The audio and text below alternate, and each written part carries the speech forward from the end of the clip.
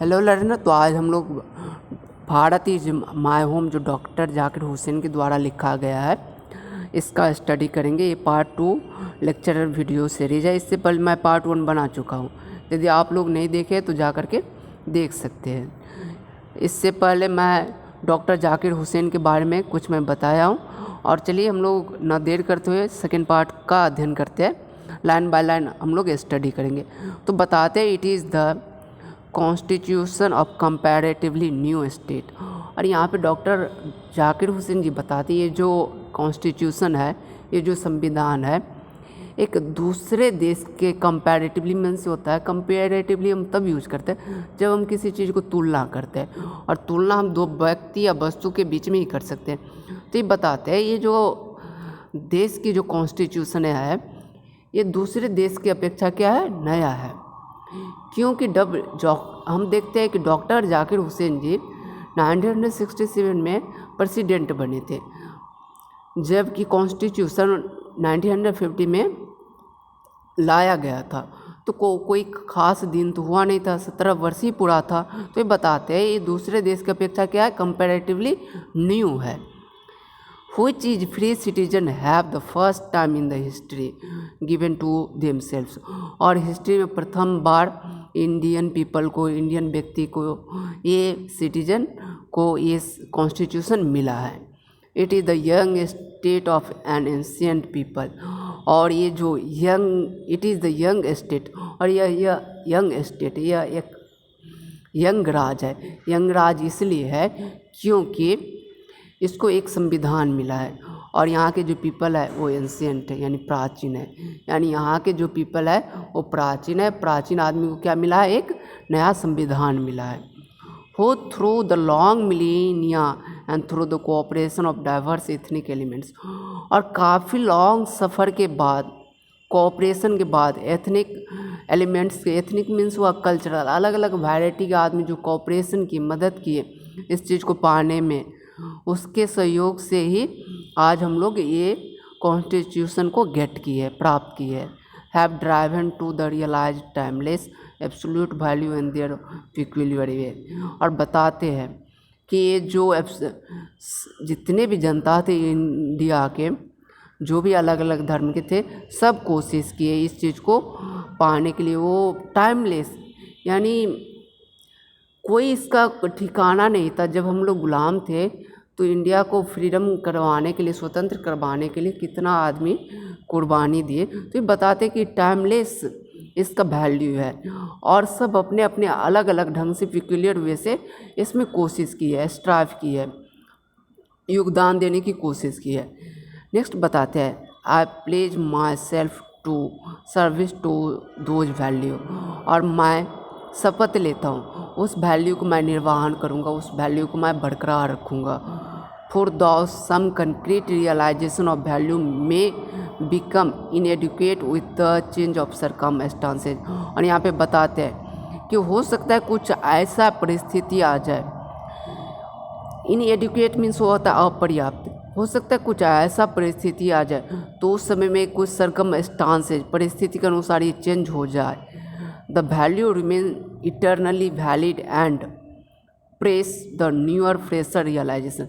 लेकिन इसका जो वैल्यू रहेगा वो हमेशा इटरनली रहेगा। इटरनली मीन्स होता है शाश्वत, ये कभी बिखरेगा नहीं। इसका जो वैल्यू है वही वैल्यू रहेगा, ये शाश्वत रहेगा, ये कभी टूटेगा नहीं। और न्यूअर एंड फ्रेशर रियलाइजेशन, और नया चीज़ और फ्रेशर चीज़ को क्या किया जाएगा, उसमें रियलाइज किया जाएगा, इंक्लूड किया जाएगा कि सुधारने की क्या ज़रूरत है। The past is not dead. यहाँ पे बताते हैं कि ऐसा नहीं कि पास्ट को हम भूल गए। पास्ट जो मेरा जो बीता हुआ कल है मैं उसको भूल गया हूँ। एंड स्टैटिक, बताते हैं कि past is not dead. Past ना डेड हुआ, ना स्टैटिक है, वो ना एक ही जगह खड़ा है। It is alive and dynamic, वह जिंदा है और डायनेमिक है। तो डायनेमिक मीन्स होता है full energy and ideas active, काफ़ी एक्टिव है। तो यानी डायनेमिक मीन्स होता है एक्टिव होना, ठीक है। तो बताता है कि ये जो पास्ट है, हम लोगों का बीता हुआ जो कल है, वो काफ़ी अलाइव है, और एक्टिव है and involve in the determining the quality of our present and prospects of our future. और हम लोग किस चीज़ में इन्वॉल्व है? प्रेजेंट सिचुएशन को बनाने में। क्योंकि हम लोग देखते हैं जब स्वतंत्रता के बाद हम भारत की स्थिति देखते हैं तो काफ़ी दयनीय थी उस समय का। तो बताते हैं कि ये जो भी का जो स्थिति है, प्रेजेंट का जो स्थिति है, मुझे उस पर फोकस करना है जिससे फ्यूचर की जो स्थिति हो क्या हो, सुधर जाए। तो ये बताते हैं involve in the determining the quality of our present.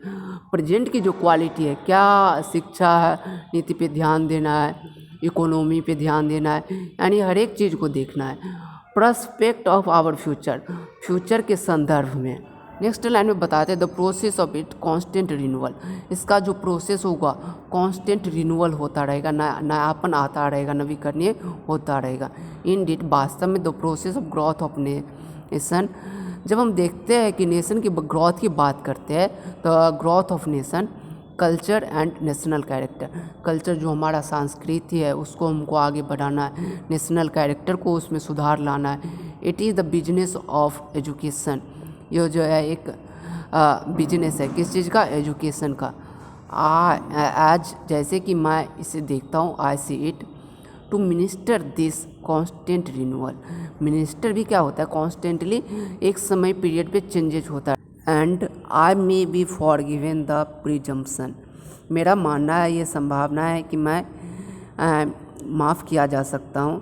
That my choice to this high office has mainly, मेरा जो चॉइस है, मेरा जो पसंदीदा है इस ऑफिस के प्रति, इस पद के प्रति, इफ़ नॉट इंटायरली, यदि पूरा नहीं, been made an account of my long associated with the education of my people.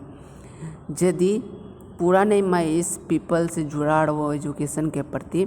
I maintain the education of prime instrument of national purpose. तो मेरा जो फर्स्ट पर्पस होगा, मैं एजुकेशन के साथ, education is prime instrument of national purpose, तो nation को मैं सबसे पहले एजुकेशन देना पसंद करूँगा।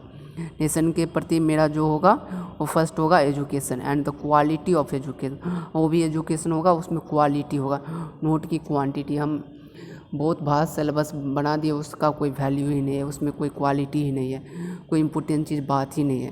तो जो एजुकेशन होगा वो क्वालिटी बेस्ड होगा and is incapably involve in the quality of nation. और इनकैपेबली मीन्स होता है नॉट अवॉइडेबल, इसको मना नहीं किया जा सकता है। ये जो एजुकेशन रहेगा उसमें क्वालिटी ऑफ द नेशन, और उसमें यानी नेशन की क्वालिटी के बारे में रहेगा, यानी नेशन का जो ये जो सिस्टम बनेगा, एजुकेशन सिस्टम, वो काफ़ी बेहतर बनेगा, स्ट्रांग बनेगा और क्वालिटी बेस्ड बनेगा। नेक्स्ट लाइन में I therefore pledge myself to the loyalty to our past culture from wherever it may have come and whomsoever it may have been contributed। बताते हैं कि मैं अपने past culture के प्रति मैं शपथ लेता हूँ कि जिस किसी ने इसे लाया, wherever, जहाँ से भी ये आया और जिस किसी ने भी इसमें योगदान दिया है, मैं उसको बनाए रखूँगा।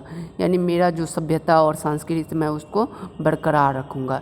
I pledge myself to serve the totality to my country's culture.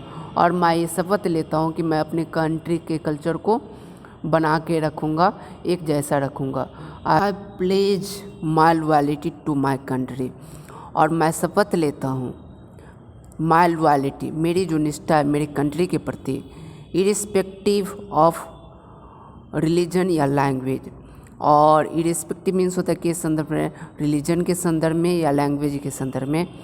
I pledge myself to work for its strength.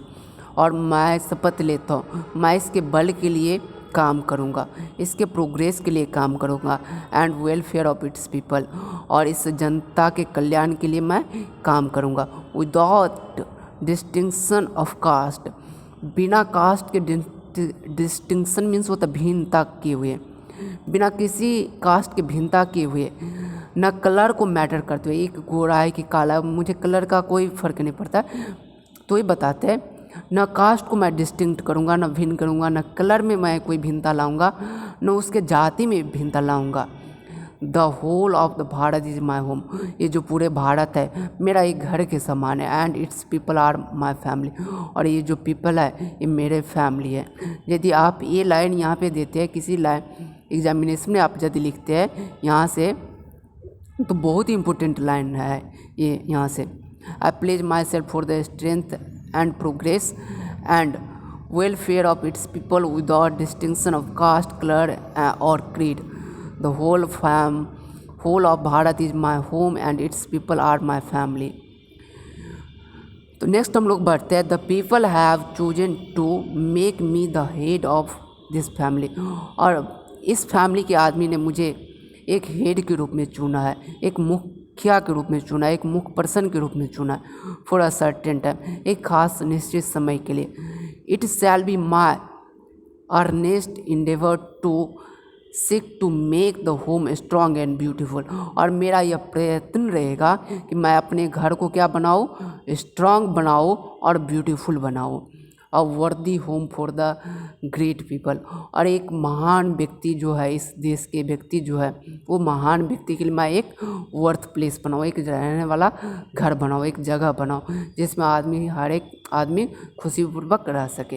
Engaged in the fascinating task of building up just a prosperous and graceful life, जिससे यहाँ के आदमी एक समृद्ध life क्या कर सके, जी सके। नेक्स्ट लाइन में बताते हैं the family is big, family क्या है, एक बड़ा है, एंड कॉन्स्टेंटली ग्रोइंग, और धीरे धीरे बढ़ती जा रही है। At rather inconveniently fast pace, inconveniently means होता है परेशानी से, असुविधा पूर्ण। तो बोलता है ये जो स्पेस है, फास्ट पेस जो है, धीरे धीरे जो है क्या होता रहा, फैमिली क्या होता जा रहा है, ग्रोइंग करता जा रहा है। We shall each one of us, हम लोगों में से प्रत्येक व्यक्ति have to participate unaspiringly in the building of new life, और बिना किसी वजह से हम लोगों में से प्रत्येक व्यक्ति को इसमें भागीदारी लेना पड़ेगा, ये एक नया लाइफ बनाने के लिए, एक नया राष्ट्र बनाने के लिए। Etch in his on way, और सबका अपना अपना एक दृष्टि रहेगा, सब अपने अपने ढंग से योगदान देने का कोशिश करेंगे। फॉर सीड साइज मीन्स होता है बहुत बड़ा। द टास्क अहेड ऑफ अस, और बताते कि ये जो टास्क है ये काफ़ी बहुत बड़ा है। ये इसलिए बता रहे हैं कि जब हम लोग इंग्लैंड से, इंग्लिश पीपल से आज़ाद हुए थे, जब स्वतंत्रता पाए थे, तो उस समय का जो भारत था उसका जो इकोनॉमी सिस्टम था और गरीबी थी और एजुकेशन जो भी हम लोग देखते हैं वो काफ़ी पिछड़ा हुआ था, हम लोग बहुत पिछड़े थे।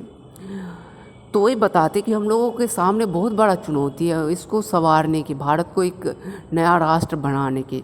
तो ये बताते हैं कि seed size of task ahead of us, एक बहुत बड़ा टास्क है हम लोगों के सामने। आर सो डिमांडिंग, वो डिमांड करते हैं that no one can afford to sit back and just watch, और ये डिमांड नहीं करते कि जा कर के हम पीछे बैठ जाते और उसको हम देख रहे हैं। Let frustration become endemic in our country, तो इस टाइप से ये जो फ्रस्ट्रेशन हम लोगों की कंट्री में रह ही जाएगा। Let frustration become endemic in our country, यदि हम ऐसे वॉच करके पीछे में जाते और कोई काम, कोई योगदान हम अपने कंट्री के लिए नहीं देते, तो ये चीज़ हमारे कंट्री में रह ही जाएगा, ये यहाँ से हम हटा नहीं पाएंगे। नेक्स्ट बताते हैं the situation demand of us work, और ये जो सिचुएशन है ये हमसे डिमांड करता है, हम लोगों को काम करने की ज़रूरत है। वर्क एंड मोर वर्क, काम और अधिक काम, यानी अधिक हार्ड मेहनत करने की ज़रूरत है। साइलेंट एंड सिंसियर वर्क, और साइलेंटली या सिंसियर लगन पूर्वक हमको काम करने की ज़रूरत है। ये नहीं कि हम पीछे में जाके बैठ गए और भारत के लिए मैं कुछ योगदान ही नहीं दे रहा हूँ, हम लोगों को काम करने की ज़रूरत है, इसको आगे बढ़ाने की ज़रूरत है। solid and steady and reconstruction of the whole material and cultural life of our people, बोलता है solid, कठोरपूर्वक स्टीडली धीरे धीरे and construction of whole material, और धीरे धीरे हम इस चीज़ को क्या करते जाएंगे, बनाते जाएंगे। And cultural life of our people, धीरे धीरे यदि हम इसमें योगदान दे रहे हैं एक एक करके, तो एक ना एक दिन ये क्या हो जाएगा, एक कंप्लीट राष्ट्र बन जाएगा, एक संपूर्ण राष्ट्र बन जाएगा और डेवलप हो जाएगा। अभी जो ये स्थिति है ये काफ़ी पिछड़ी हुई है, तो हमको इसको आगे बढ़ाने की ज़रूरत है और सबका सहारा चाहिए, सबका योगदान चाहिए।